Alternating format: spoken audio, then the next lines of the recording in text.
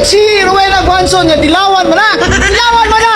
Kaning tao dire o sige sabok-sabok nako.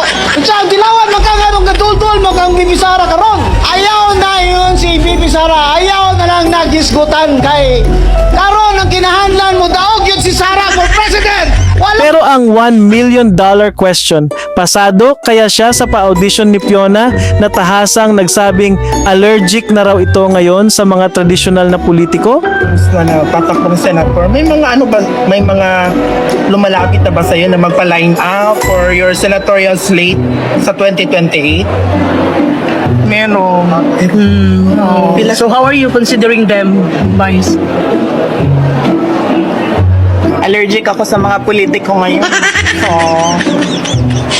consider lang nila ako.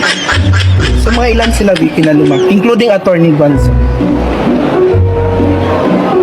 Apat pa. Sa mismong birthday party ni Digongyo, ipinagyabang pa ni Buangzon na politiko na siya mula pa noong nasa sinapupunan siya ng kanyang ina. Ilang taon na ako sa politika. Sa tiyan pa lang ng nanay ko, 67 years old na ako ngayon. Politiko na ako. Contemper man nanay ko, 33 years. Ipinagmalaki pa niya kung gaano siya ka-hardcore sa larangan ng politika. Kaya abangan na lang kung papasa ba siya sa elimination round ng pa-audition ni Pionatic o baka ma-eliminate din sa sarili niyang style ng pagbabalimbing.